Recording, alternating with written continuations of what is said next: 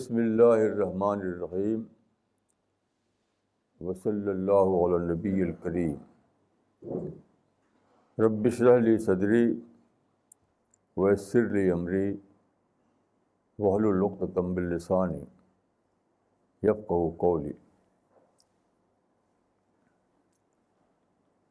آج اکتوبر 2013 کی 20 تاریخ ہے۔ آج کا ٹاپک ہے دا پروفیٹک ایگزامپل، یعنی پیغمبر کا اسوہ۔ قرآن میں یہ لفظ اسوہ کا لفظ 2 پیغمبروں کے لیے آیا ہے، ایک پیغمبر اسلام اور دوسرے حضرت ابراہیم۔ سورہ الاحزاب میں رسول اللہ کے بارے میں فرمایا کہ لقد کان لکم فی رسول اللہ اسوۃ حسنہ، یعنی محمد صلی اللہ علیہ وسلم کی زندگی میں ہمارے لیے اچھا نمونہ ہے۔ اور دوسرا حضرت ابراہیم جو قدیم زمانے کے نبی تھے، ان کے بارے میں آیا ہے سورہ الممتحنہ میں کہ قد کانت لکم اسوۃ حسنہ فی ابراہیم والذین معہ اذ قالوا لقومہم انا براء منکم وما تعبدون من دون اللہ۔ یہ حضرت ابراہیم کا قول ہے جس میں اسوہ حسنہ کا لفظ آیا ہے۔ حضرت ابراہیم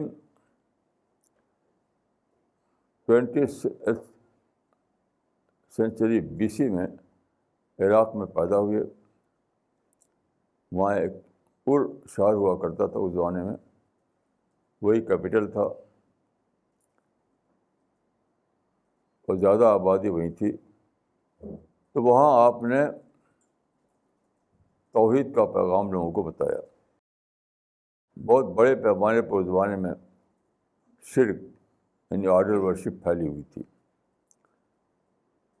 تو حضرت ابراہیم کی عمر بہت لمبی ہوئی تھی، یعنی 191 ایئرس۔ تو لمبی مدت تک وہ وہاں پر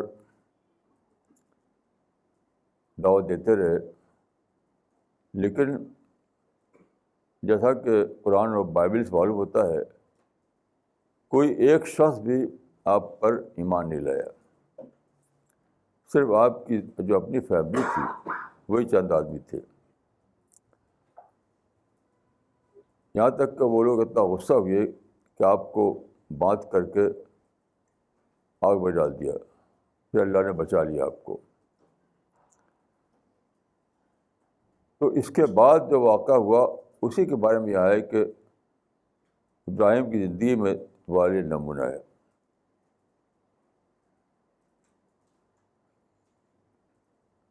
یہ آیت ہے سورہ الصافات میں، اس میں فرمایا کہ تمہارے لیے ابراہیم کی زندگی میں اور جو ان کے ساتھ تھے اس میں اچھا نمونہ ہے۔ جب انہوں نے کہا اپنے قوم سے کہ ہم تم سے بری ہیں، یعنی ہم تم کو ڈس اون کرتے ہیں اور جس کی تم عبادت کرتے ہو ان سب سے۔ یہ آیت ہے سورہ الممتحنہ میں۔ یہاں پر یہ سوال ہے کہ حضرت ابراہیم کا اسوہ کیا تھا؟ تفسیروں میں اس کا کوئی واضح جواب نہیں ملتا۔ دیکھیے، جہاں تک پیغمبر اسلام کی بات ہے تو وہاں تو اس لفظ کا مفہوم واضح ہے، کیونکہ رسول اللہ کی زندگی جو ہے احادیث میں، جس کو ہم کہتے ہیں سنت رسول، تفصیل سے موجود ہے کہ کیسے آپ نے نماز ادا کی، آپ کا اخلاق کیا تھا، آپ کا دعوت کا طریقہ کیا تھا۔ ان ساری چیزیں جو رسول اللہ کی زندگی سے متعلق ہیں وہ حدیث کی کتابوں میں موجود ہیں۔ تو یہاں پر اس میں محمدی کا مطلب یہ ہوتا ہے کہ آپ کے جو سنت ہمیں روایت کے ذریعے سے پہنچی ہے، جو محفوظ ہے کتابوں میں، اس کو ہم جانیں اور اس کو فالو کریں۔ لیکن جہاں تک حضرت ابراہیم کی بات ہے تو تفسیر کی کتابوں میں کچھ بھی واضح نہیں کہ کیا تھا حضرت ابراہیم کا اسوہ. دیکھیے آپ اس پر غور کیجیے تو آپ کو معلوم ہو جائے گا. یہ بات غور کر کے آپ جان سکتے ہیں, لکھی ہوئی شکل میں نہیں ملے گی آپ کو. مثلاً دیکھیے سورہ الممتحنہ میں یہ آیت ہے, اس کے بعد سورہ الصافات میں یہ جملہ ہے کہ انہوں نے کہا اپنے قوم سے, انی ذاہب الی ربی سیہدین, میں جاتا ہوں اپنے رب کی طرف, وہ مجھ کو ہدایت دے گا. تو یہ اشارہ کرتی ہے یہ آیت کہ اس وقت کیا تھا. وہ سورہ الصافات کی آیت میں یہ اشارہ ہے کہ حضرت ابراہیم کا اس وقت کیا تھا جس کو ہمیں فالو کرنا چاہیے.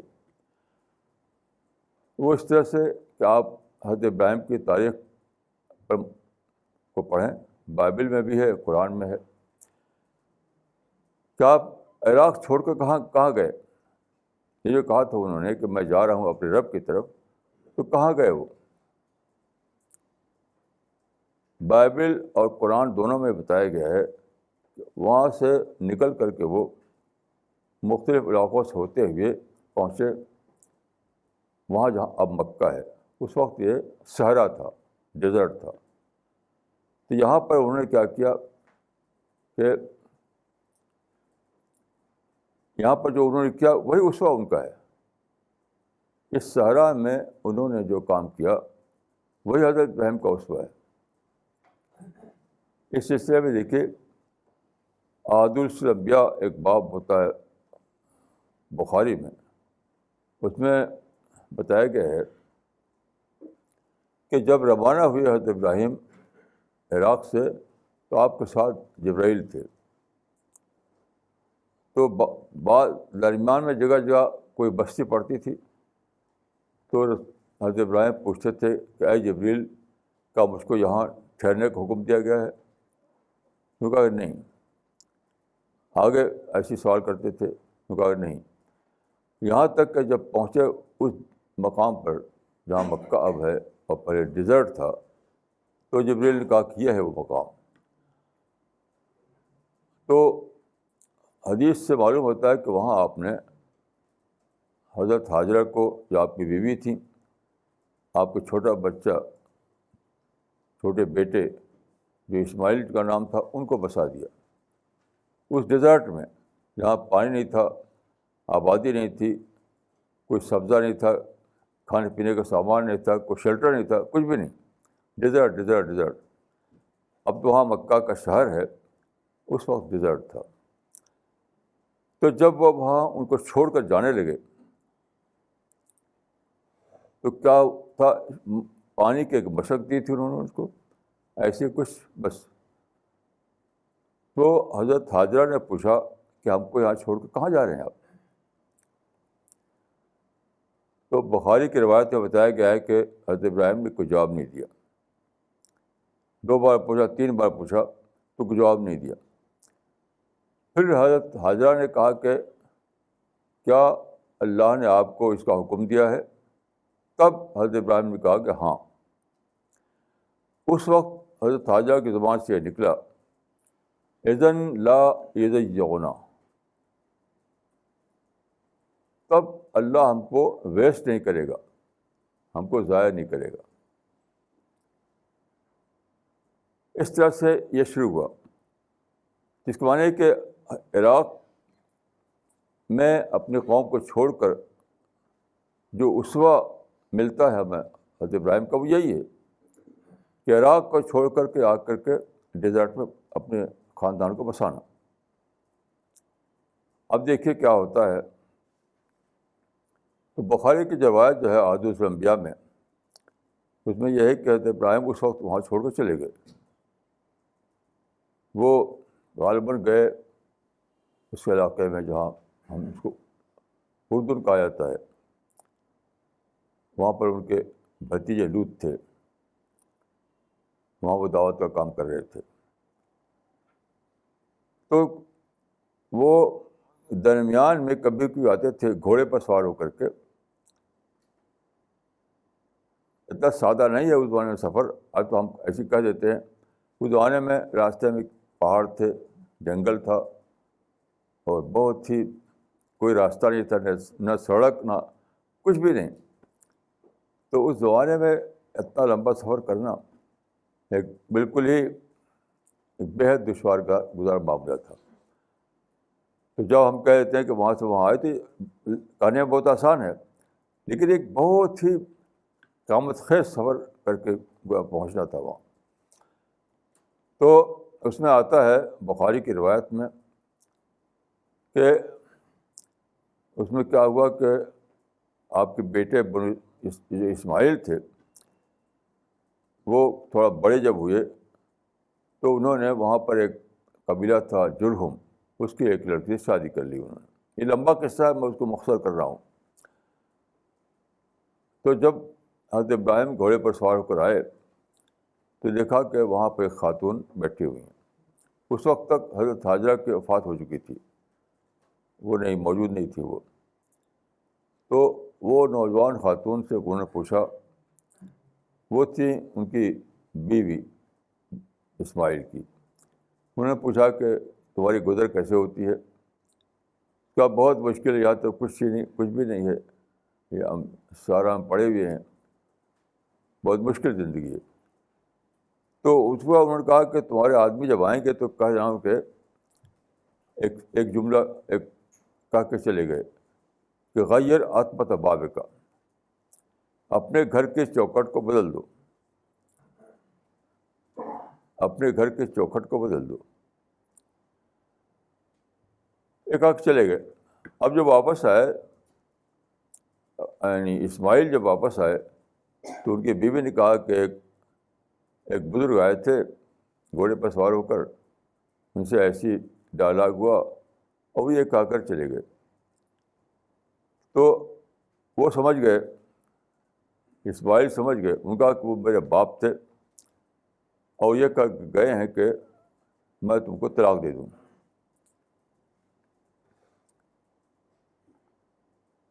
اس کا مطلب کیا تھا؟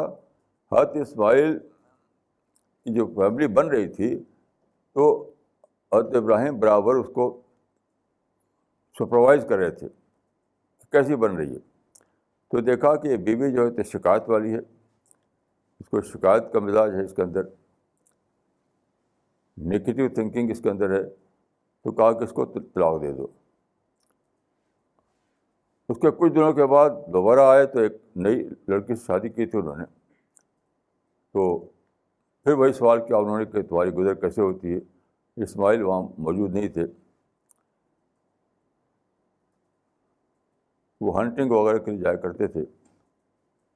تو اس خاتون نے کہا کہ بہت اچھا ہے, بہت اچھی گزر رہی ہے. حالانکہ حالات وہی تھے, اب بھی حالات بظاہر وہی تھے, لیکن اس نے خوب شکر کی بات کی. تو یہ کہہ کر چلے گئے کہ جب تمہارے آدمی آئیں گے تو کہنا کہ ثبت عتبۃ بابک کا, اپنے دروازے کی چوکھٹ کو باقی رکھو. تو جب واپس آئے, گھر کیا تھا, ایسی کوئی جھوپڑے ٹائپ کا. تو ان کی بیوی نے کہا کہ ایسا ہوا کہ ایک بزرگ آئے تھے, ایسا کہہ کے چلے گئے. تو ان کہا کہ انہوں نے یہ تمثیل کی زبان میں یہ کہا ہے کہ تم ٹھیک ٹھاک ہو, اور تم کو میں اپنی اہلیہ کے طور پر, انہوں نے کہا تصدیق کر دی کہ یہ ٹھیک ہے تمہارا زوج. اس طرح سے وہاں پر ایک نئی نسل بنی, اور اسی سے وہ قوم پیدا ہوئی جس کو ہم کہتے ہیں بنو اسماعیل. تو اسوا کیا ہے؟ حضرت ابراہیم کو اسوا. اس کو سمجھنے کے لیے آپ کو یعنی گہرائی میں جانا پڑے گا. اسوا یہ ہوا حضرت ابراہیم کا کہ جب لوگ اتنے زیادہ کنڈیشنڈ ہو جائیں کہ ان کی سمجھ میں سچائی کی بات نہ آئے, کیونکہ وہ اس زمانے میں آبادی بہت تھوڑی تھی. وہ علاقہ تھا جو جس کو ہم کہتے ہیں میسوپوٹامیہ، دجلہ اور فرات کے درمیان، یعنی ٹگری اور یوفریٹ کے درمیان جو علاقہ تھا اس کو کہتے تھے میسوپوٹامیہ، اسی کو ہم عراق کہتے ہیں۔ تو انسانی آبادی شروع میں وہیں تھی، بہت کم لوگ تھے، تو اس میں شرک پھیل گیا اور ساری قوم شرک میں مبتلا ہو گئی، اور اتنا زیادہ کنڈیشننگ بڑھی ان کی کہ وہ اس قابل نہیں رہے کہ سمجھ سکیں توحید کی بات کو سمجھنے کے قابل وہ نہیں رہے۔ تو ایک پلاننگ تھی حضرت ابراہیم کے ذریعے سے، ایک پلاننگ تھی ایک نئی نسل بنانے کی، نئے افراد بنانے کی، ایسے افراد جو اس کنڈیشننگ سے بچے ہوئے ہوں۔ وہ کنڈیشننگ کہاں ہو سکتی تھی؟ شہروں سے دور، آبادیوں سے دور، تو وہ ڈیزرٹ تھا۔ تو یہ حقیقت میں ایک نئی نسل بنانے کی پلاننگ تھی۔ اس کو میں کہوں گا کہ حضرت ابراہیم کو اسوہ یہ ہے کہ ایک ڈسٹائزڈ انوائرمنٹ میں لوگوں کو اکٹھا کر کے وہاں پر ان کی تربیت کرو، ڈسٹائزڈ انوائرمنٹ یعنی الگ تھلگ ماحول میں۔ یہ ہے حضرت ابراہیم کا اسوہ۔ آج حضرت ابراہیم کا اسوہ بالکل ہمارے لیے قابل عمل ہو گیا ہے۔ آج کیا صورت حال ہے؟ دیکھیے، ایک حدیث میں آتا ہے کہ ایک زمانہ آئے گا جب کہ دنیا میں اس کو کہا گیا دہے ماں کا فتنہ ہے دہے ماں۔ فتنہ دہے ماں کا مطلب ہوتا ہے ٹوٹل ڈارکنیس۔ یہ حدیث میں بتایا گیا ہے کہ ایک زمانہ آئے گی جب دنیا میں ٹوٹل ڈارکنیس ہو جائے گی۔ دیکھیے، ڈارکنیس کا مطلب یہ نہیں کہ سورج نہیں رہے گا، چاند نہیں رہے گا، یہ مطلب نہیں ہے اس کا۔ ڈارکنیس کا مطلب ہے انٹلیکچوئل ڈارکنیس۔ انٹلیکچوئل ڈارکنیس یعنی اتنا زیادہ لوگ ایک کنڈیشننگ ان کو ہو جائے کہ صحیح بات کو سمجھ میں نہ آئے۔ تو میں سمجھتا ہوں کہ یہ جو حدیث میں ہے فتنہ دہامہ کی بات، یہ دراصل میڈیا کے زمانے کی بات ہے۔ پہلے زمانے میں یہ ممکن نہیں تھا کہ سارے عالم کے لوگ بھاگ جائیں۔ کیسے بھاگائیں گے آپ؟ یعنی پورا جو گلوب ہے اس سب کو آپ بہکانا چاہیں تو پہلے آپ بہکا نہیں سکتے تھے۔ یہ صرف میڈیا کے زمانے میں پاسبل ہوا ہے۔ آج جو اخبارات نکلتے ہیں، جو ٹی وی ہے اور جو ماڈرن کمیونیکیشن ہے، اس کی وجہ سے گلوبل لیول پر ممکن ہو گیا ہے کہ آپ اپنی بات کو پہنچا سکیں۔ آپ جانتے ہیں کہ ٹی وی میں جو پروگرام ہوتے ہیں وہ بیک وقت ساری دنیا کو لوگ دیکھتے ہیں۔ تو یہ میڈیا کے دور کا ایک فنامنا ہے جس کو حدیث میں فتنہ دہامہ کہا گیا ہے۔ تو میڈیا کے دور میں کیا ہوا ہے؟ میڈیا کے ساتھ ساتھ دنیا میں آیا مٹیریلزم، مادہ پرستی۔ تو میڈیا جو ہے وہ بن گیا مٹیریلزم کی پبلسٹی کا ذریعہ، گلوبل پبلسٹی، مٹیریلزم کی گلوبل پبلسٹی، نیگیٹو تھنکنگ کی گلوبل پبلسٹی۔ کیونکہ میڈیا میں دیکھیے ہاٹ نیوز کو سلیکٹ کرتے ہیں وہ، یہاں بم پھٹ گیا، وہاں بندوق چل گئی، وہاں مارا گیا، وہاں مرڈر ہوا، یہی حساب رہتا ہے میڈیا میں۔ پازیٹیو نیوز کو میڈیا سلیکٹ نہیں کرتا۔ تو میڈیا آنے کے ساتھ کیا ہوا؟ گلوبل لیول پر مٹیریلزم اور نیگیٹو تھنکنگ یہ آ گئی۔ اسے کہا گیا ہے فتنہ دہامہ، یعنی عالمی سطح پر ڈارکنیس، عالمی سطح پر انٹلیکچوئل پرورژن، عالمی سطح پر ذہن کا بگاڑ، عالمی سطح پر نیگیٹو تھنکنگ۔ تو جب یہ دور آ جائے تو کیا کرنا ہے؟ اسی کا جواب ہے حضرت ابراہیم کی زندگی۔ جب گلوبل لیول پر لوگ بگڑ جائیں، لوگوں کے اندر نیگیٹو تھنکنگ آ جائے، لوگ رائٹ تھنکنگ سے محروم ہو جائیں، تو کیا کرنا ہوگا؟ آپ کو ایک محدود ماحول بنانا پڑے گا، یعنی ڈیٹیچڈ انوائرمنٹ کریٹ کرنا پڑے گا۔ اس ڈیٹیلڈ انوائرمنٹ میں آپ لائیں گے افراد کو، ان کو ٹرین کریں گے، ان کو اصلاح کریں گے. جیسے حضرت ابراہیم ایک ڈیٹیلڈ ماحول میں لے گئے، ایک ایک فرد کر کے ان کو تیار کرنے لگے، یہاں تک کہ 2000 سال بیت گئے.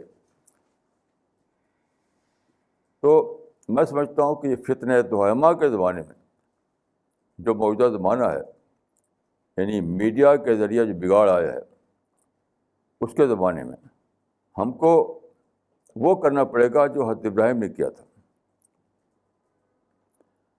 یعنی اس کا مطلب نہیں کہ ہم ڈیزرٹ پہ جائیں گے. آج ڈیزرٹ پہ جانے کی ضرورت نہیں ہے. وہ تو ڈیزرٹ انہیں اس لیے جانا پڑا تھا کہ وہاں پر جلانے کے تیار ہو گئے وہ لوگ. جو متمدن شہر تھے وہاں پر تیار ہو گئے وہ کہ ان لوگوں کو جلا دو، پھونک دو، مار ڈالو، کاٹ ڈالو. یعنی وہ زمانہ تھا ریلیجس پرسیکیوشن کا زمانہ. ریلیجس پرسیکیوشن کے زمانے میں آپ کوئی ایسا ماحول نہیں پا سکتے تھے شہر کے اندر، آپ کو باہر ہی مل سکتا تھا ماحول. اتنا زبردست جہاں ریلیجس پرسیکیوشن ہو کہ صرف یہ کہنے پر کہ اللہ ایک ہے لوگ ڈال دیے جائیں آگ میں، تو آپ شہر کے اندر کیسے کوئی بنا سکتے ہیں کوئی الگ تھلگ ماحول؟ تو حضرت ابراہیم کو جانا پڑا شہروں سے دور ڈیزرٹ پہ جانا پڑا. آج اس کی ضرورت نہیں ہے. آج ریلیجس فریڈم کا زمانہ ہے. اور میں سمجھتا ہوں کہ یہ جو ہم لوگوں نے CPS کا بنایا ہے یہ وہی ہے، اسی اسوے کا ماڈرن اپلیکیشن ہے. وہ جانا پڑا تھا ان کو due to age factor. Desert میں ہم یہاں پر ایک بلڈنگ میں لوگوں کو اکٹھا کرتے ہیں، ان کو ٹرین کرتے ہیں.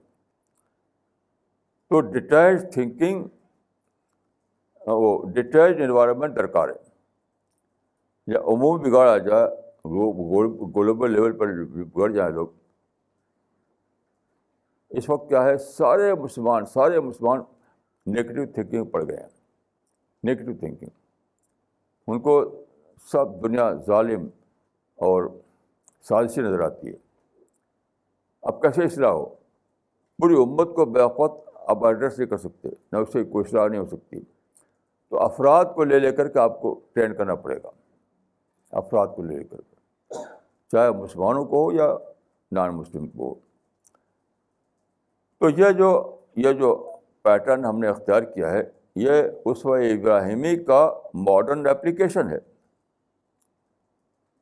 کہ ڈیٹیلڈ ماحول میں، ڈیٹیلڈ انوائرمنٹ میں لوگوں کو ٹرین کرنا، یہ ہے. اب اس میں دیکھیے ایک بات میں یہاں پر عرض کروں گا جو اس کو آپ سمجھیے کہ ڈیٹیلڈ ماحول میں بہت زیادہ آپ کو سینسٹیو ہونا پڑے گا کہ کوئی ڈسٹریکشن نہ ہو. جیسے حضرت ابراہیم نے دیکھے اس بیوی کو طلاق دینے کے لیے کہہ دیا جس کے اندر شکر کا مزاج نہیں تھا. آج جو حالات ہیں، کسی بیوی کے اندر شکر کا مزاج نہ ہو تو اس کا کوئی مفتی نہیں کہے گا کہ آپ طلاق دے سکتے ہیں. آج کے ماحول میں یہ کوئی مفتی نہیں کہے گا کہ اگر تمہاری بیوی میں شکر کا مزاج نہ ہو تو طلاق دے دو. اس وقت ضروری ہو گیا تھا. کچھ چیزیں ایسی ہیں جو حالات کے لحاظ سے ضروری ہو جاتی ہیں، حالات کے لحاظ سے. تو لیکن آج کیا کرنا ہے ہمیں کیا کرنا ہے؟ آج کے لحاظ سے ہمیں یہ کرنا ہے کہ ہم جو ڈیٹیلڈ ماحول بنائیں اپنا الگ تھلگ ماحول، اس میں ہم سختی سے اس کا لحاظ کریں کہ وہاں کوئی ڈسٹریکشن نہ ہو. اسی لیے دیکھیے ہم یہاں پر جو ہم پروگرام کرتے ہیں ہر سنڈے کو، سختی سے ہم یہ کہتے ہیں کہ یہاں کوئی موبائل استعمال نہ کرے، یہاں کوئی آپس میں بات چیت نہ کرے، یہاں کوئی اپنے بچوں کو نہ لائے، یہاں عام قسم کی بھیڑ نہ اکٹھا کی جائے. یہ سب اسی لیے کہتے ہیں کہ جو ہم نے یہاں پر ایک ڈیٹیلڈ انوائرمنٹ بنایا ہے اس کو ڈسٹرب کرنے والی چیزوں سے بچنا پڑے گا، نہیں تو کام ہی نہیں ہوگا. اس وقت حضرت ابراہیم کو محسوس ہوا کہ ایسی بیوی جو شکایتیں کرے اس کے ذریعے سے وہ نسل نہیں بنائی جا سکتی. یعنی جب آئیں گے حضرت اسماعیل گھر میں شکار وغیرہ کرنے کی جایا کرتے تھے وہ, تو لگے کہ شکایتیں کرنے کہ کہاں لا کے ڈال دیا ہم کو, کہاں یہ ڈیزرٹ میں پڑے یہاں یہ کچھ نہیں. حالانکہ دونوں کو مل کر کے پلاننگ کرنا تھا, توحید کی پلاننگ, کیسے افراد بنائے جائیں اس کی پلاننگ. تو بجائے اس کے اس پر بات چل پڑے گی, یہاں تو کچھ کھانے پینے کا سامان نہیں, کیسے رہیں یہاں. تو ان چیزوں سے ذہن کو خالی کر کے یہ ضرورت تھی وہاں کہ اسماعیل اور وہ خاتون یہ سوچیں کہ کس طرح سے یہاں پر ہم افراد کو تیار کریں, جو ان کے یہاں بچے پیدا ہو رہے ہوں گے ان بچوں کو کیسے ہم بنائیں. تو اس کے لیے انہوں نے کہا اس کو طلاق دے دو. اس چیز کا آج کے لحاظ سے ہم نے یہ اپلائی کیا ہے کہ یہاں جو ہم ماحول بناتے ہیں یہ ماحول میں ہم سختی سے یہ اس کا دھیان رکھتے ہیں کہ یہاں کوئی ڈسٹریکشن والی بات نہ ہو, سختی سے اس کا وہ کرتے ہیں. اسی لیے ہم کو منع کرتے ہیں کہ یہاں موبائل استعمال نہ کریں, یہاں بچوں کو نہ لائیں, یہاں آپس میں بیٹھ کے باتیں نہ کریں. ہم یہ بھی کہتے ہیں کہ یہاں کوئی پولیٹیکل بات نہ کی جائے وغیرہ. کیوں؟ یہ ایک ڈسٹریکٹ ماحول میں ایک ایکسکلوسیو ماحول میں ہمیں مائنڈ بنانا ہے جو نیگیٹو تھنکنگ سے پاک ہو, جو یعنی اس سے پاک ہو کہ خدا اللہ کے سوا دوسروں کو جو کنسرن بنائے ہوئے ہیں اس سے پاک ہو. تو اس طرح کا یہاں میں دعوتی ذہن جس کے اندر ہو, کیونکہ نیگیٹو تھنکنگ کی وجہ سے مسلمانوں کے اندر دعوتی ذہن بالکل ختم ہو گیا.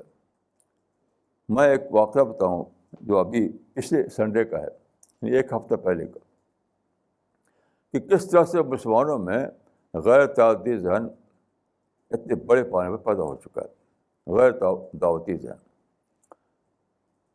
محبوب بھائی ہمارے ساتھی ہیں بامبے میں, ان کا ٹیلی فون آیا, انہوں نے بتایا کہ وہاں پر وہ برابر کام کر رہے ہیں, بالی ووڈ کے لوگوں میں کام کر رہے ہیں, سالوں سے کر رہے ہیں وہ. تو ابھی پچھلے سنڈے کو ایک صاحب وہاں پر جو نان مسلم ہیں, وہاں کے پوسٹ کالونی میں رہتے ہیں اور گورنمنٹ آف انڈیا میں بڑے افسر ہوا کرتے تھے پہلے, اب ریٹائر ہیں. تو انہوں نے ان کو پتہ چلا کہ یہ قرآن ڈسٹریبیوٹ کرتے ہیں, یعنی محبوب بھائی قرآن ڈسٹریبیوٹ کرتی ہے, ان کو پتہ چلا. تو انہوں نے ٹیلی فون کیا ان کو, کہا کہ آپ مجھ سے ملاقات کیجیے. جب دادر میں ان کے گئے ان کے گھر پر اور انہوں نے قرآن پیش کیا ان کو, تو محبوب بھائی نے بتایا کہ قرآن کو دیکھتے ہی وہ دار و قطار رونے لگے اور دیر تک روتے رہے.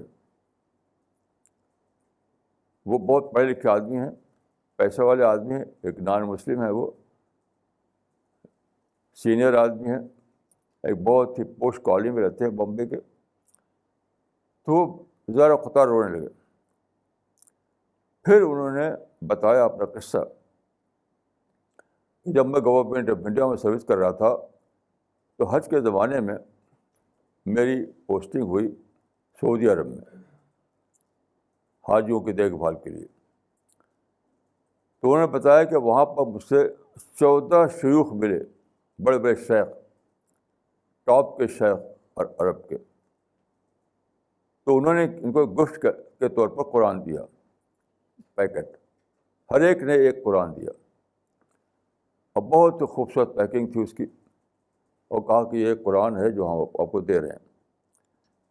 تو یہ 14 قرآن جو بہت ہی خوبصورت پیکنگ میں تھا وہ اپنے ساتھ بامبے لے آئے. یہاں آ کر جب کھولا انہوں نے تو بہت ہی خوبصورت جلد, بہت خوبصورت چھپائی, آرٹ پیپر پر چھپا ہوا, اور بائنڈنگ بہت ہی سنہری کام اس کا, گولڈن ورک اس کے اوپر. لیکن جب کھولا انہوں نے تو وہ عربک ٹیکسٹ تھا, صرف عربی زبان میں جو ٹیکسٹ ہے قرآن کا وہ چھپا ہوا تھا. تو بہت خوبصورت تھا لیکن وہ عربی زبان میں تھا. تو اس کہ میں کیا کروں گا اس کو, میں تو عربی جانتا نہیں. تو انہوں نے کہا کہ یہ 14 کا 14 قرآن میں نے ایک مسلم کو دے دیا.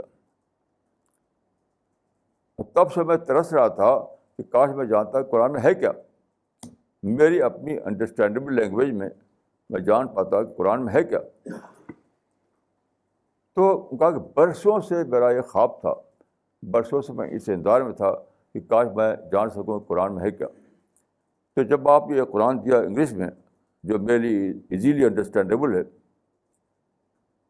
تو مجھے سارا وہ جو اندر میرا ابل پڑا کہ مجھے میرا انتظار پورا ہو گیا, میرا خواب پورا ہو گیا, وہ چیز مل گئی. اب اس میں دیکھیے 2 تصویریں. ایک طرف وہ آدمی گویا آج کے انسان کا کو ریپرزینٹ کر رہا ہے.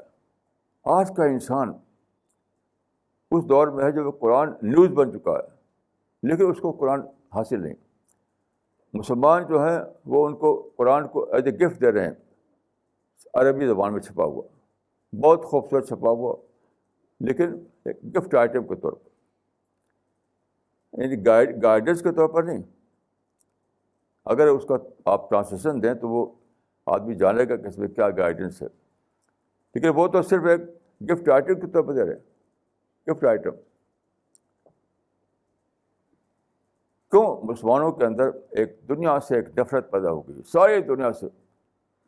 وہ سمجھتے ہیں کہ ساری دنیا ظالم ہے, سب ہمارے خلاف کانسپریسی کر رہے ہیں.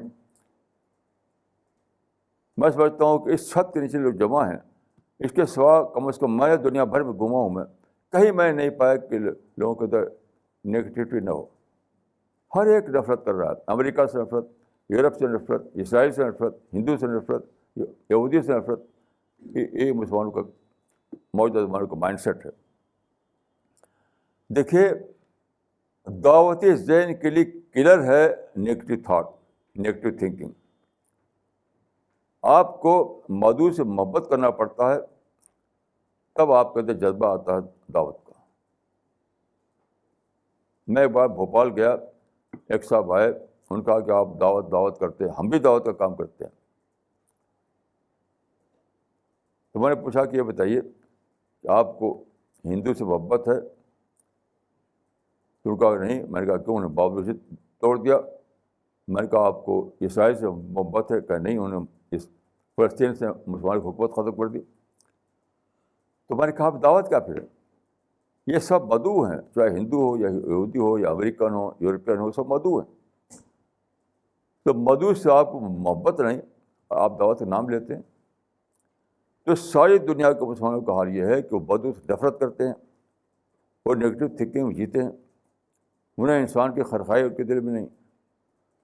انہیں یہ ڈر نہیں کہ اللہ آخرت میں پوچھے گا کہ اے مسلمانوں, اے محمد, امت محمدی, تم نے کیا اپنے زمانے کے انسان کو میرا پیغام پہنچایا؟ ہمارا عقیدہ ہے کہ ایک وقت آئے گا جب حشر کے میدان میں سارے ہی انسان کھڑے کیے جائیں گے, سارے انسان وہاں جمع ہوں. اس وقت اللہ کی طرف سے پوچھا جائے گا امت محمد سے کہ کیا تم نے اپنے زمانے کے لوگوں کو قرآن پہنچایا؟ تو کیا جواب دیں گے؟ یہ کہیں کہ ہم نے گفٹ آئٹم دے دیا ان کو. یہ ہے وہ معاملہ جس سے ہمیں ادھر پیش ہے. تو ہمیں ایک ٹیم بنانا ہے. اس وقت جو ہم کوشش کر رہے ہیں وہ اسی کر رہے ہیں کہ داعیوں کی ایک ٹیم بنے. وہ ایک ڈیٹرائٹ انوائرمنٹ ہی بن سکتی ہے, ایک الگ تھلگ ماحول ہی بن سکتی ہے. تو یہ ہم نے جو یہاں پر سی پی ایس کا جو ماحول ہے, یہ ایک ڈیٹرائٹ انوائرمنٹ اس کو کہیے آپ. یہاں ہم لوگوں کو کہ ڈی کنڈیشننگ کرتے ہیں, ان کے ذہن کو اصلاح کرتے ہیں, ان کے اندر پازیٹیو تھنکنگ لاتے ہیں, ان کے اندر دعوت کی سوچ ابھارتے ہیں, ان کو یہ بتاتے ہیں کہ اللہ کے یہاں پوچھ ہوگی کہ دعوت کا کام کیوں نہیں کیا. اس طرح سے ہم انڈیویجولس کو, افراد کو تیار کر رہے ہیں. یہ جو ٹیم بن رہی ہے یہ پھر ماشاء اللہ پیکولیٹ کر رہی ہے. جاتے ہیں لوگ جگہ جگہ دعوتی کام کرتے ہیں. تو پہلے دیکھیے انڈیویجول بنتا ہے, پھر ٹیم بنتی ہے, پھر گروپ بنتا ہے, پھر دنیا میں بات پھیلتی ہے. یہ ہے حضرت ابراہیم کا اسوہ. حضرت ابراہیم نے پہلے انڈیویجول بنائے, پھر ایک قوم بنی, پھر وہ قوم سے ایک ٹیم بنی. اس ٹیم نے ساری دنیا میں اسلام کو پھیلائے. اب دوبارہ وہیں تاریخ لوٹ آئی ہے. اب ہسٹری دوبارہ وہیں لوٹ آئی ہے کہ ہم وہی پیٹرن اختیار کریں جو حضرت ابراہیم کا پیٹرن تھا. اب اس آیت کو سمجھ سکتے ہیں آپ کی اس آیت کا مطلب کیا ہے کہ قد کان لکم اسوۃ حسنہ فی ابراہیم والذین معہ اذ قالوا لقومہم انا براء منکم مما تعبدون من دون اللہ. یہ تمہارے لیے اسوہ حسنہ ہے ابراہیم کی زندگی میں،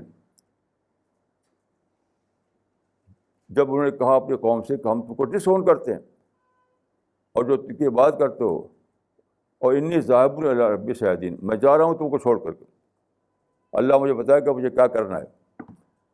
یہ آیت آپ کو مخاطب کر رہی ہے، آج کے مسلمانوں کو مخاطب کر رہی ہے، امت محمدی کو خطاب کر رہی ہے کہ ابراہیمی اسوہ کے مطابق تم دوبارہ وہی کرو کہ ایک ٹیم بناؤ، افراد بناؤ، دائنہ ذہن پیدا کرو، لوگوں کے اندر پازیٹیو تھنکنگ لاؤ، تاکہ دعوت کا کام جو ہے وہ یعنی زندہ ہو، اور ایسے لوگ پیدا ہوں جو یہ اس درد کو لے کے اٹھیں کہ ہمیں اللہ کے پیغام کو اللہ کے بندوں تک پہنچانا ہے. اس درد کو لے کے اٹھیں. اس درد والے انسان بنانے کے لیے ہمیں ایک ماحول چاہیے. تو وہاں انہوں نے ڈیزرٹ میں کیا تھا وہ کام، ہم یہاں چھوٹے سے اس سی پی ایس کی آڈیٹوریم میں کر رہے ہیں. یہ ریوائول آف اسوہ ابراہیم ہے. یہ حضرت ابراہیم کے اسوہ کو ریوائیو کرنا ہے، اس کو زندہ کرنا ہے ایک ڈسٹرائڈ ماحول میں. اور یہ اتنا زیادہ مشکل کام ہے، اتنا مشکل کام ہے کہ جب تک آپ سخت یعنی بہت زیادہ کاشس نہ ہوں کہ یہاں پر کوئی ڈسٹریکشن کی بات نہ ہو، یہاں پر کوئی ذرا بھی کوئی ڈسٹرب کرنے والا واقعہ نہ ہو، تب جا کر بہت مشکل سے کوئی لوگ ٹرینڈ ہوں گے. بہت مشکل سے، بہت مشکل سے. تو حضرت ابراہیم نے اسی نزاکت کی وجہ سے اپنے ساتھیوں کو لے کر کے ڈیزرٹ میں بسا دیا، جہاں کوئی ڈسٹریکشن نہیں، جہاں کوئی ڈسٹرب کرنے والا نہیں، کچھ بھی نہیں. تو وہ اس زمانے میں بغیر ڈیزرٹ پہ جائے بھی ایک کام ہو نہیں سکتا تھا. ڈیزرٹ پہ جائے بغیر کام ہو نہیں سکتا تھا، کیونکہ وہ زمانہ تھا ریلیجس پرسیکیوشن کا زمانہ. اب ریلیجس فریڈم ہے، اب ہمیں ڈیزرٹ پہ جانے کی ضرورت نہیں ہے. ہم کہیں بھی ایک بلڈنگ میں اپنا وہ ماحول بنا سکتے ہیں، لیکن اس ماحول کے اندر ہمیں سخت ایک کلچر اختیار کرنا پڑے گا، بہت سخت کلچر، بہت ہی سخت کلچر. تو یہ میں چاہتا ہوں کہ آپ اس بات کو سمجھیں، یعنی اللہ کی اسکیم کیا ہے اس کو سمجھیں. حضرت ابراہیم کا حوالہ قرآن میں کیوں ہے اس کو سمجھیں. لوگوں کا حال یہ ہے کہ رسول اللہ کا جو حوالہ ہے اس کے بارے میں تو سمجھتے ہیں کہ رسول اللہ نے جیسے نماز پڑھی ویسے نماز پڑھو، رسول اللہ نے جیسے حج کیا ویسے حج کرو، رسول اللہ نے جو اخلاق برتے وہ اخلاق برتو. لیکن لوگوں کو پتہ نہیں کہ حضرت ابراہیم علیہ السلام کا اسوہ جو قرآن میں ریفر کیا گیا وہ کیا چیز ہے، وہ کیا چیز ہے اس کو جانتے نہیں. تو جب دنیا میں فتنہ دہیمہ آ جائے، جب دنیا میں ایک طرف سے لوگ نگیٹو تھنکنگ میں مبتلا ہو جائیں، ایک طرف سے لوگ نگیٹو کنڈیشننگ کا واقعہ پیش آ جائے، ایک طرف سے لوگ ایک یعنی ربانی سوچ سے محروم ہو جائیں، ایک طرف سے، تو اس وقت آپ کو ایک ماحول ڈھونڈنا پڑے گا، ایک ماحول، ایک ایکسکلوسیو دنیا ڈھونڈنی پڑے گی جہاں آپ دنیا سے الگ تھلگ کر کے لوگوں کو، یعنی ہمیشہ کے لیے الگ تھلگ نہیں، ہم اتوار کو چند گھنٹے کے لیے یہاں الگ تھلگ کرتے ہیں، پھر لوگ اپنے کام میں چلے جاتے ہیں، اور پھر ہم کو کہتے ہیں کہ لٹریچر پڑھو، کتابیں پڑھو، لیکچر سنو. تو اس زمانے میں یہی پیٹرن جو ہے حضرت ابراہیم کے پیٹرن کا ماڈرن اپلیکیشن ہے. دیکھیے، یہ بھی میں عرض کروں کہ کسی پیٹرن کو اپنانے کے لیے آپ کے اندر کریٹیوٹی چاہیے، اجتہادی صلاحیت چاہیے. کیونکہ پیٹرن حالات کے اعتبار سے ہوتا ہے. پیٹرن اس طرح نہیں ہے کہ جیسے نماز پڑھنا ہے تو وہی نماز جو رسول اللہ نے پڑھی تھی مکہ مدینہ میں وہی ہمیں ہی پڑھنا ہے. اس میں کوئی تبدیلی کی بات نہیں ہے. کیونکہ آپ جانتے ہیں کہ علماء کا نظریہ ہے کہ تعبدی امور میں اجتہاد نہیں. علماء یہ کہتے ہیں کہ تعبدی امور میں اجتہاد نہیں. اس کا مطلب یہ ہے کہ اس میں کوئی پیٹرن بدلنے کی بات نہیں ہے، جو ہے وہی رہے گا. لیکن یہ جو کام ہے دعوت کی پلاننگ، افراد کی تیاری، اس پر ابراہیمی کا ریوائول، یہ تو کریٹیوٹی چاہتا ہے. یعنی اپنے زمانے کے لحاظ سے آپ دیکھنا پڑے گا کہ آج کے حالات میں ہم اس کو کس طرح اپلائی کریں، آج کے حالات میں اس کا طریقہ کیا ہو. یہ کوئی نماز کی والی بات نہیں کہ اس میں سیم پیٹرن چلے گا ہمیشہ. اس میں آپ کو سوچنا پڑے گا. تو میں نے اس پر سوچا تو مجھے سمجھ میں آیا کہ جو اس کا جو کریکس اصل وہ ہے ڈسٹربڈ انوائرمنٹ میں لوگوں کو لانا، ڈسٹربڈ انوائرمنٹ کریٹ کرنا، وہاں لوگوں کو لانا. تو وہاں اسی مقصد کے لیے لے گئے ڈیزرٹ میں، ہم اسی مقصد کے لیے ان کو لاتے ہیں ایک بلڈنگ میں. ڈسٹربڈ انوائرمنٹ یعنی الگ تھلگ ماحول. تو اس کو آپ سمجھیے اور جانیے کہ اسوہ محمدی کیا ہے، اسوہ ابراہیمی کیا ہے، اور زمانے کے لحاظ سے اس کا ماڈرن اپلیکیشن کیا ہے، اور اس کے تقاضے کیا ہیں، کیا ریسٹرکشن ہمیں وہاں کرنا پڑے گی، کن چیزوں سے ہمیں بچنا پڑے گا. ان سب کو جانیے. ورنہ کیا ہوگا، لوگوں کو مس انڈرسٹینڈنگ ہو جائے گی، غلط فہمیاں ہو جائیں گی لوگوں کو. اگر آپ گہرائی کے ساتھ نہ سمجھیں کہ یہ پلاننگ کیا ہے تو بہت زیادہ اس کا امکان ہے کہ آپ غلط فہمی میں پڑ جائیں. تو غلط فہمی سے بچنے کے لیے عقل چاہیے، تدبر چاہیے. ایک مثل فارسی میں کہا جاتا ہے کہ یک من علم را 10 من عقل میں باید. یک من علم را 10 من عقل میں باید. 1 من علم کے لیے 10 من عقل چاہیے. اگر آپ 1 من باتوں کو جانتے ہیں تو آپ کو 10 من عقل چاہیے اس کو صحیح انٹرپریشن کے لیے. بہت ہی اہم یہ مقولہ ہے کہ 1 من علم کے لیے 10 من عقل چاہیے. آپ کے پاس 1 من انفارمیشن ہے تو آپ کو 10 من عقل چاہیے اس کو صحیح انداز میں انٹرپریٹ کرنے کے لیے. میں کچھ کر دے گا، آپ غلط انٹرپریشن دے دیں گے، غلط معنی نکال لیں گے. تو آپ کو ایک بہت ہی بڑی ذمہ داری آپ کے اوپر ہے. تو آپ صرف 1 من علم پر مت قانے رہیے، 10 من عقل بھی پیدا کیجیے اپنے اندر. صرف 1 من کا مطلب اب یوں سمجھیے کوئنٹل، یعنی ایک کوئنٹل آپ کا علم ہے تو 10 کوئنٹل آپ کو عقل چاہیے. ورنہ بہت جلد آپ غلط فہمی پڑ جائیں گے. کوئی بہکانے والا آپ کو بہکا دے گا کیونکہ صحیح انٹرپریشن نہیں دے پائیں گے آپ. تو بہت ہی نازک کام ہے. اسی کے لحاظ سے آپ کو اپنے آپ کو تیار کرنا ہے. تبھی آپ اللہ تعالیٰ کے ہم یعنی اعلیٰ مقامات کے مستحق قرار پائیں گے. یہ سادہ بات نہیں ہے، یہ تاریخ کی ایک مشکل ترین پلاننگ ہے. تو میری دعا ہے کہ اللہ تعالیٰ مجھ کو اور آپ کو توفیق دے کہ ہم اس بات کو سمجھیں اور اللہ کی توفیق سے اس کام کو کامیاب بنا سکیں. اقول قولی ھذا واستغفر اللہ لی ولکم اجمعین.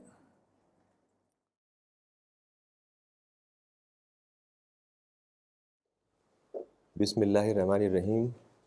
رب اشرح لی صدری ویسر لی امری واحلل عقدۃ من لسانی یفقہوا قولی. پچھلے کئی سالوں سے جرمنی جانے کا اتفاق ہوا، چونکہ وہاں جو دنیا کا سب سے بڑا بک فیئر ہے فرینکفرٹ بک فیئر، وہاں پارٹیسپیٹ کرنے کا اتفاق ہوا. میرے خیال سے 7ویں بار جانا ہوا. تو جب قرآن شائع ہوا 5 سال پہلے تو ہم نے قرآن وہاں لے جانا شروع کیا اور ڈسٹریبیوشن شروع کیا. تو پہلے 2 سالوں میں ہم انگلش قرآن لے گئے، چونکہ ہمارے پاس جرمن قرآن نہیں تھا. تو وہاں ہم انڈین جو اسٹالز ہوتے ہیں ان کا ایک پیویلین ہوتا ہے، اس میں پارٹیسپیٹ کرتے تھے. تو زیادہ تر لوگ جو بک انڈسٹری کے ہیں وہی آتے تھے. لیکن ہمیں پتہ چلا کہ جو جرمن ہال ہے، ہال نمبر 3، اس میں جرمن کے لوگ آتے ہیں کافی. تو ہم نے سوچا کہ اب ہم وہیں پر پارٹیسپیٹ کریں گے اسی ہال میں. تو وہاں جو جرمن کے پبلشرز ہیں اسلامک اور یورپ کے پبلشرز ہیں، ان کا ایک کلیکٹیو سٹینڈ ہوتا ہے. تو ہم نے 3 سال سے اس میں پارٹیسپیٹ کرنا شروع کیا اور جرمن میں قرآن شائع کیا. یہ قرآن قرآن یعنی دا قرآن جرمن لینگویج میں ہے، جو 3 سال سے ہم اس کو لے جا رہے ہیں وہاں اور ڈسٹریبیوٹ کرتے ہیں. تو اس سال بھی یہ جرمن قرآن لے گئے ساتھ ہم. اور اسی کے ساتھ ساتھ یہ واٹ از اسلام بھی جرمن میں ٹرانسلیٹ ہو گئی ہے، یہ بھی وہاں تھی. تو یہ 2 چیزیں خاص طور سے وہاں پر ڈسٹریبیوٹ کی. کافی لوگوں نے اپریشیٹ کیا. جو جرمن لوگ تھے وہ آئے وہاں، خاص طور سے جو آخری 3 دن ہوتے ہیں، فرائیڈے، سیٹرڈے اینڈ سنڈے، اس میں جو جرمن پبلک ہے وہ کافی آتی ہے. اور وہ ہال چونکہ جرمن ہال ہے تو اس میں کافی لوگ آتے ہیں. اور قرآن وہاں ہم بس رکھ دیتے ہیں، ڈسٹریبیوٹ نہیں کرتے، وہاں رکھ دیتے ہیں، وہ خود ہی آ کے اٹھا کے لے جاتے ہیں قرآن. اور یہ واٹ از اسلام اور کچھ پھر ان کے سوالات ہوتے ہیں تو وہ ہم جواب دیتے ہیں. وہاں جو جرمن کے مسلمز ہیں وہ کافی آ جاتے ہیں والنٹیئرس کے طور پر. وہ جرمن لینگویج میں بات کرتے ہیں تو ہمارے لیے تھوڑی آسانی ہو جاتی ہے. وہ کافی پڑھے لکھے لوگ ہیں، ڈاکٹرز یا آئی ٹی انجینئرس وغیرہ ہوتے ہیں موسٹلی. وہ لوگ آ کے کافی ہیلپ کرتے ہیں. تو وہاں پتہ چلا کہ جرمن میں ایک ایکٹیویٹی ہوتی ہے دعوتی انداز کی، اس کو کہتے ہیں اوپن ہاؤس. جو وہاں ماسک ہیں اور جو اسلامک سینٹرز ہیں اس میں وہ ایک اوپن ہاؤس سال میں کرتے ہیں 3 اکتوبر کو. 3 اکتوبر میں ایسٹ اور ویسٹ جرمنی یونیفائی ہوا تھا تو وہ چھٹی ہوتی ہے، جیسے ہمارے ہاں 2 اکتوبر کی چھٹی ہوتی ہے گاندھی جینتی کی. اسی طریقے سے وہاں 3 اکتوبر کی چھٹی ہوتی ہے، بالکل سارا جرمنی بند ہوتا ہے. تو ان لوگوں نے اوپن ہاؤس سیشن کیا ہے. جو سینٹرز ہیں اور ماسک ہیں وہ اس میں سب لوگوں کو بلاتے ہیں، نان مسلمس کو بلاتے ہیں، اور جو لوگ ہیں پولیٹیشنز ہیں اور سب لوگوں کو بلاتے ہیں اور اسلام کے بارے میں بتاتے ہیں. کچھ چائے وغیرہ کا بھی انتظام ہوتا ہے. تو یہ جب مجھے پتہ چلا تو میں نے کئی لوگوں سے کہا کہ آپ قرآن وغیرہ بھی رکھیں وہاں. تو انہوں نے بہت شوق سے اس بات کو پسند کیا کہ ہم قرآن اور اس طرح کا جو لٹریچر ہے اور جو چھوٹی چھوٹی پیمفلیٹس ہیں وہ سب ہم وہاں رکھیں گے. اور اسی طریقے سے وہاں ایک اور چیز پتہ چلی جو رمضان میں کرتے ہیں جرمن جو کئی سٹیز ہیں جہاں زیادہ تر مسلمز ہیں، اس کو کہتے ہیں رمضان زیلٹ، یعنی رمضان ٹینٹ. زیلٹ جرمن میں ٹینٹ کو کہتے ہیں. تو جو سٹی سینٹر ہے کسی شہر کا، جیسے ایک صاحب جو بتا رہے تھے کولون کے تھے وہ، تو جیسے یہاں کناٹ پلیس ہے ایسے ہی وہاں ایک سٹی سینٹر میں بہت بڑا ٹینٹ لگاتے ہیں اور اس میں 30-40 والنٹیئرز ہوتے ہیں. اور وہاں پر افطار سے کچھ پہلے لگاتے ہیں، وہ مان لیجئے 5 بجے قریب، اور پھر افطار کرتے ہیں اور پھر تراویح پڑھتے ہیں. اور جو سارے لوگ ہوتے ہیں آس پاس کے نان مسلم سے جو بھی گزر رہے ہوتے ہیں وہ بھی آتے ہیں، وہ بھی ساتھ میں افطار کرتے ہیں. کچھ لٹریچر ہوتا ہے وہ لیتے ہیں، کچھ باتیں پوچھتے ہیں. اور چونکہ وہاں ٹرکش کمیونٹی بہت ہے جرمن میں اور ٹرکش ریسٹوراں بہت ہیں، تو سارے جو ٹرکش ریسٹوراں ہیں وہ بہت اچھے قسم کا کھانا وغیرہ بیچتے ہیں افطار کے لیے اور ان لوگوں کے لیے. تو یہ ایک بہت اچھی ایکٹیویٹی ہے. وہ بتاتے ہیں کہ یہ ٹینٹ تقریباً 3-4 دن رہتا ہے اور اس میں 30-40 والنٹیئرز ہوتے ہیں جو ٹی شرٹس وغیرہ پہ رمضان زیلٹ لکھا ہوا ہوتا ہے. تو ساری کمیونٹیز جو جیوز ہیں، کرسچنز ہیں، پولیس ہیں، پولیٹیشنز ہیں، جو میئر ہے سٹی کا وہ آتا ہے. ایسے ہی بہت سے لوگ آتے ہیں، میڈیا بھی کافی اس کو پبلسٹی دیتی ہے. تو یہ بھی بہت ایک اچھی ایکٹیویٹی ہے. اور یہ اوپن ہاؤس کا جو ہم یہاں بھی کسی طریقے سے اس کو اگر اپنائیں تو بہت اچھا اس سے فائدہ ہوگا. تو وہاں جو بک فیئر تھی اس میں کافی لوگ اور ملے، کافی کنٹریز کے. جو یورپ کے لوگ تھے وہ تو آئے ہی، یعنی جرمنی، فرانس وغیرہ کے، اور اس کے علاوہ باہر کے بھی بہت لوگ آئے، ملیشیا کے، انڈونیشیا سے، African countries, Ghana, Nigeria, Indonesia, Turkey کے کچھ لوگ آئے، ایسے ہی آسٹریلیا وغیرہ کے. تو ان سب کو یہ لٹریچر دیا اور انہوں نے کافی، یعنی بہت اچھے کانٹیکٹس بن گئے تاکہ ہم آگے بھی یہ دعوتی کام کو بڑھا سکیں. تو جرمنی میں بہرحال یہ 4-5 دن کا وہ بک فیئر تھا. اس کے بعد ڈنمارک جانا ہوا، کیونکہ ڈنمارک میں ایک پبلشنگ ہاؤس ہے جس کا نام ہے زہرا بکس، اور ایک دوسرا پبلشنگ ہاؤس ہے جس کا نام ہے اسلام گائیڈ. تو ان دونوں نے ہماری کچھ کتابیں ڈینش میں پبلش کی تھیں. تو جب میں فرینکفرٹ جا رہا تھا تو میں نے ان لوگوں کو میل کیا کہ فرینکفرٹ میں بک فیئر ہے، آپ آئیے ملنے ہم سے. تو انہوں نے کہا کہ آپ ہی آ جائیے ڈنمارک، چونکہ ہماری پوری ٹیم آپ سے ملنا چاہتی ہے اور آپ ڈنمارک بھی دیکھیں گے اسی بہانے. تو میں نے کہا ٹھیک ہے. تو بک فیئر کے بعد میں ڈنمارک چلا گیا 2-3 دن کے لیے. تو وہاں جو ایئرپورٹ پہ جو صاحب آئے تھے مجھے ریسیو کرنے، ان کا نام تھا عمار داؤد. وہ ایک فلسطینین تھے اور ڈاکٹر تھے، نیوکلیئر میڈیسن میں ڈاکٹر تھے، کینسر اسپیشلسٹ، اور نوجوان تھے. تو ان کو جب پتہ چلا الاسلام یتحدیٰ کا تو وہ بہت حیران ہو گئے. ان کو اندازہ نہیں تھا کہ الاسلام یتحدیٰ مولانا کے بارے میں بتایا میں نے. تو انہوں نے الاسلام یتحدیٰ بچپن میں پڑھی تھی جب وہ چھوٹے تھے. تو انہوں نے بہت ہی بڑی خوشی ظاہر کی. پھر انہوں نے بتایا کہ جو ڈنمارک میں جو کمیونٹی ہے مسلم، جو جن صاحب نے اس کو آرگنائز کیا ہے اور وہاں کافی دعوتی کام کیا ہے، ان کا نام تھا شیخ ابو لبن. ان کی ڈیتھ ہو گئی ہے 4-5 سال پہلے. تو انہوں نے بتایا کہ جو ہمارے شیخ تھے، شیخ ابو لبن، وہ بھی الاسلام یتحدیٰ کا بہت ذکر کرتے تھے اور مولانا کا ذکر کرتے تھے اور کہتے تھے کہ یہ کتاب آپ لوگ ضرور پڑھیں. تو پھر اس کی وجہ سے وہ کافی ان کو شوق ہوا. پھر اسی دن وہ لے گئے مجھے وہاں جو سینٹر ہے کوپن ہیگن میں، اسلامک سینٹر، وہاں لے گئے. جو ان لوگوں کا سینٹر ہے اس کو وقف کہتے ہیں. اس کی جو ویب سائٹ ہے اس کا ایڈریس ہے وقف WAFK.DK. تو کافی بڑا سینٹر ہے. ایک وائن فیکٹری تھی جو شاید بند پڑی تھی، وہ ان لوگوں نے خرید کے اس کو سینٹر میں کنورٹ کیا ہے، اور ایک ماسک بنائی ہے اس میں، اور کافی ساری اس میں آفیسز ہیں اور کافی ہالز وغیرہ ہیں. تو وہ ایکٹیویٹی کرتے ہیں اور اس کو ابھی ڈیمولش کر کے ایک بہت بڑا نیا سینٹر بنانے والے ہیں. تو وہاں پھر انہوں نے میٹنگ کی، کئی لوگ آئے وہاں، سارے پروفیشنلز تھے جو ان کے ٹیم کے لوگ ہیں، والنٹیئرز ہیں وہ سب. کوئی IT انجینئر تھا، کوئی پروفیسر تھا انٹرنیشنل مارکیٹنگ کا، ایک صاحب فیصل جو موروکن تھے، وہ انٹرنیشنل مارکیٹنگ کے پروفیسر تھے کسی یونیورسٹی میں. یہ سب لوگ نوجوان تھے اور وہیں کے کئی جنریشن چونکہ وہاں گزر چکی ہیں.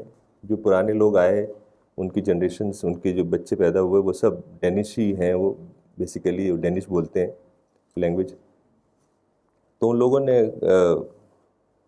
چاہا کہ ہماری جو کتابیں ہیں اس کو ڈینش میں ترجمہ کریں، خاص طور سے الاسلام یتحدیٰ یعنی جو گاڈ ارائزز ہے اس کو ٹرانسلیٹ کریں ڈینش میں، اور کئی چیزیں. تو پھر میں نے ان کو گڈ ورڈ اور CPS کے بارے میں بتایا اور قرآن کے بارے میں بتایا اور جو ہم ایکٹیویٹی کرتے ہیں. تو انہیں کافی چیزیں پسند آئیں. تو انہوں نے کہا کہ کل پھر ہماری میٹنگ ہوگی جس میں اور بھی کئی لوگ آئیں گے سینئر، تو پھر ان سب چیزوں کو ہم ڈسکس کریں گے. تو پھر اگلے دن جو فیصل تھے، جو پروفیسر تھے مارکیٹنگ کے، وہ مجھے لے گئے کچھ جگہوں پہ. تو وہاں کئی انہوں نے جگہیں دکھائیں، کئی اسلامک اسکولز دکھائے اور کئی مسجدیں دکھائیں. اور ایک انہوں نے قبرستان میں لے گئے مجھے، جو مسلم گریو یارڈ. انہوں نے بتایا کہ یہاں کوپن ہیگن میں کوئی مسلم گریو یارڈ نہیں تھا، تو ہم نے گورنمنٹ سے اپروچ کیا کہ ہم ایک گریو یارڈ چاہتے ہیں مسلمس کے لیے. تو گورنمنٹ نے ایک بہت بڑی جگہ دے دی، اور بالکل ایسے کوئی گارڈن ہے جیسے لودھی گارڈن ہوتا ہے، کافی دور تک اندر کار سے جانا ہوتا ہے، اور ہر طرف گرینری، وہ بہت ہی پلانڈ وے میں وہ گریو یارڈ ہے. ہر گریو کا ایک نمبر ہے، ایک نمبر سے لے کے جو آخری نمبر تھا وہ شاید 393 تھا. 5-6 سال سے یہ گریو یارڈ ہے. تو اس طرح کی کئی ساری چیزیں انہوں نے دکھائیں. تو میں نے ان سے کہا کہ ہم تو ڈنمارک کے بارے میں صرف یہ جانتے تھے کہ وہاں کارٹونس وغیرہ بنے، باقی جو یہ اتنی ساری اچھی ایکٹیویٹیز ہیں، پازیٹیو آپ کا سینٹر ہے، یہ مسجد ہے، کئی مسجدیں دکھائیں انہوں نے. کیونکہ جو کمیونٹیز ہیں وہاں ٹرکش، انہوں نے کئی سینٹرز بنائے ہیں. ٹرکش لوگ وہاں ایک یونیورسٹی بنا رہے ہیں، اسلامک یونیورسٹی، جو تقریباً جس کا کام شروع ہو گیا ہے. اسی طرح بہت سارے اسکول جو اسلامک اسکولز ہیں. ایسی جو پاکستان کی کمیونٹی بہت ہے، ایسی کئی مسجدیں انہوں نے دکھائیں جو پاکستان کے لوگوں نے بنائی ہیں، منہاج القرآن وغیرہ. اور صومالی لوگ بہت ہیں وہاں. تو سب کمیونٹیز نے مسجدیں بنائی ہیں، سینٹرز بنائے ہیں، اور بہت ہی ایکٹیویٹی وہاں ہو رہی ہے. تو پھر اگلے دن جو میٹنگ ہوئی اس میں کئی لوگ آئے، اس میں اور بھی سارے لوگ آئے ان کے جو، تو اور ڈیٹیل سے بات ہوئی. تو انہوں نے بتایا کہ ہمارے یہاں جو ایکٹیویٹیز ہیں وہ یہ اس طرح کی ہیں کہ ہم یوتھ کیمپس کرتے ہیں، یوتھ کلبز ہیں ہمارے، اور شرعیہ کلاسز ہوتی ہیں بچوں کے لیے، یوتھ کے لیے، ایلڈرز کے لیے. سنڈے کلاسز ہوتی ہیں. میڈیا گروپ ہے جو میڈیا واچ کرتا ہے. کیمپس کرتے ہیں ہم، باہر جاتے ہیں، فٹ بال کھیلتے ہیں وغیرہ. اور اوپن ہاؤس، انہوں نے کہا کہ فرائیڈے کو اوپن ہاؤس ہے جس میں نان مسلمز آتے ہیں، پولیس کے لوگ آتے ہیں، بچے آتے ہیں، نرسز آتی ہیں، سب آتے ہیں جو اسلام کے بارے میں جاننا چاہتے ہیں.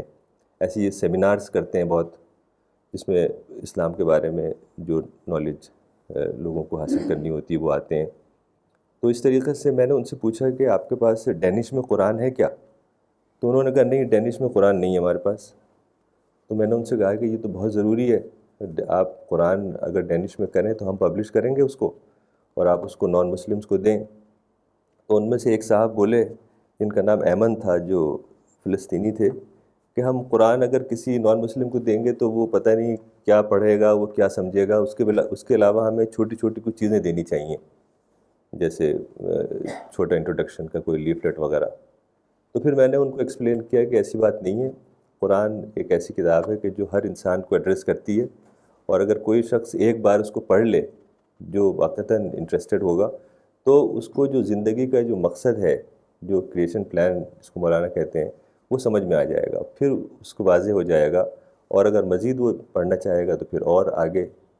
تو بہرحال یہ سب باتیں کئی ان کو سمجھائیں تو ان کے سمجھ میں آئی. پھر جو ہم نے قرآن ہمارا ہے انگلش والا وہ دکھایا ان کو، تو ان لوگوں نے پڑھا اور کہا کہ یہ بہت اچھا ہے، بہت ہی سمپل ہے. تو انہوں نے کہا کہ ہم اسی کو ٹرانسلیٹ کرتے ہیں ڈینش میں، ضرورت نہیں ہے کہ ہم عربی سے کریں بلکہ اسی کو ہم ٹرانسلیٹ کرتے ہیں. تو وہاں ایک صاحب ہیں جن کا نام ہے غفران، وہ بھی آئی ٹی کنسلٹنٹ وغیرہ ہیں، آئی ٹی کمپنی ہے ان کی. تو انہوں نے کہا کہ میں انشاءاللہ اس کام کو کرواؤں گا. اور وہ اوریجنلی پاکستان سے ہیں لیکن وہیں پیدا ہوئے ہیں وہ، ان کے فادر وغیرہ 60s میں آ گئے تھے. تو قرآن کا انہوں نے ذمہ داری لی ہے کہ میں اس کام کو انشاءاللہ کرواؤں گا. تو اس طریقے سے ڈنمارک میں جا کے یہ اندازہ ہوا کہ وہاں بہت ہی دعوتی کام ہو رہا ہے، بہت اچھی جگہ ہے. ڈنمارک بہت صاف ستھری جگہ ہے، بالکل کوئی پولوشن نہیں، کوئی شور شرابہ نہیں. اور وہاں کی پاپولیشن بہت کم ہے. پورے ڈنمارک کی پاپولیشن صرف 5 ملین ہے، جس میں تقریباً 3 لاکھ مسلمان ہیں، زیادہ تر ٹرکش اور پاکستانی ہیں، اور پھر فلسطین وغیرہ کے ہیں. تو وہاں اگلے دن پھر عید تھی. تو وہ لوگ مجھے نماز کے لیے لے گئے. انہوں نے بتایا کہ نماز جو ہے وہاں ایک بہت بڑا اسٹیڈیم ہے، فٹ بال اسٹیڈیم انڈور، اس میں ہوتی ہے. تقریباً 25,000 لوگ جمع ہو جاتے ہیں نماز میں، جو کہ انہوں نے کہا کہ ڈنمارک کے اعتبار سے بہت بڑی تعداد ہے. یہاں 25,000 لوگ کہیں کبھی جمع نہیں ہوتے. لیکن وہ اس بار چونکہ وہ اس میں کچھ کام چل رہا تھا، کچھ ریپیئر وغیرہ، تو ان کو اجازت نہیں ملی. تو انہوں نے جو ماسک تھی اس میں ہی نماز پڑھی، لیکن کئی بار، چونکہ ایک بار میں آتے تھے، پھر لوگ دوسرے آتے تھے، پھر دوسرے آتے تھے. اور ڈینش میں وہاں خطبہ ہوتا تھا. میں نے کچھ کلپس بھیجے تھے ڈینش میں خطبہ. پھر جو غفران صاحب تھے وہ اپنے گھر لے گئے. ان کے والد تھے، ان کے انکل وغیرہ تھے، ان کو بھی میں نے قرآن وغیرہ دیا تو انہیں بہت پسند آیا. تو انہوں نے پرانی باتیں بتائیں کہ 1960s میں جب ہم آئے تو یہاں پر کوئی مسجد بھی نہیں تھی، تو سب سے پہلی جو مسجد ایک بیسمنٹ میں بنی، مطلب مسجد کیا، ایک نماز پڑھنے کی جگہ. پھر آہستہ آہستہ لوگ جمع ہوئے اور پھر کچھ مسجد کا سلسلہ وہاں قائم ہوا. تو اس دن میں نے، چونکہ عید کا دن تھا، تو کچھ حضرت ابراہیم علیہ السلام کے بارے میں نے بتایا، جو لیکچر مولانا کا تھا پچھلا، اسی کو تھوڑا بتایا اور کچھ باتیں بتائیں کہ حضرت ابراہیم علیہ السلام کا مشن کیا تھا.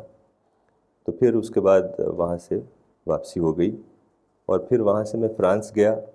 فرانس میں ایک پبلشر ہے جس کا نام ہے الازہر لائبریری. تو اس نے کچھ مولانا کی کتابیں شائع کی ہیں، جس میں سے یہ کتاب آخری ہے جو لیٹسٹ ہے. یہ گاڈ ارائزز کا فرینچ ٹرانسلیشن ہے. اس سے پہلے انہوں نے Muhammad the prophet for all humanity اور قرآن فار آل ہیومینٹی بھی پبلش کی تھی. اور ابھی وہ Khatoon Islam, woman between Islam and western society کا ٹرانسلیشن کر رہے ہیں. اسی کے ساتھ ساتھ کئی اور پبلشرز سے فرانس میں ملاقات ہوئی، جیسے ایک السلام پبلشر ہیں، تو انہوں نے وہ بھی ایک سیرین تھے. یہ بھی جو صاحب ہیں الازہر اکیڈمی کے عبد المجید، یہ بھی ایک عرب ہیں. تو یہ لوگ سب مولانا کی جو تھاٹ ہے اور کتابیں ہیں، الاسلام الحدہ وغیرہ پڑھ چکے ہیں. تو جو یہ نیا شخص ملا السلام پبلشر، یہ بھی مولانا کو جانتا تھا، چونکہ سیرین ہے اور الاسلام الحدہ پڑھی تھی، تو بہت ہی خوش ہوا. اس کو جب میں نے قرآن دکھایا تو اس نے بھی کہا کہ یہ قرآن بہت سمپل ہے، اس کو ہم فرینچ میں اسی سے ٹرانسلیٹ کریں گے. اور واٹ از اسلام کے بارے میں بھی اس نے کہا کہ اس کو بھی فرینچ میں ہم کریں گے اور یہاں پر پھیلائیں گے. تو اس طرح سے، چونکہ فرانس میں اس دن عید کی وجہ سے چھٹی تھی، تو میں زیادہ رکا نہیں اور لوگوں سے ملاقات نہیں ہو پائی عید کی وجہ سے. تو پھر میں اگلے دن واپس آ گیا. حالانکہ میرا ارادہ اس بار اسپین جانے کا بھی تھا اور وہاں پر بھی کئی کانٹیکٹس ہو گئے تھے کورڈوبا اور گریناڈا میں. لیکن چونکہ یہ کتاب ایک صاحب کو میں نے دی تھی کہ ٹرانسلیٹ کر دیں اسپینش میں، وہ انہوں نے پوری کی نہیں تھی، چھپ نہیں سکی تھی. تو میں نے سوچا کہ انشاءاللہ اگلی بار اسپین جانے کی کوشش کریں گے. وآخر دعوانا ان الحمد للہ رب العالمین.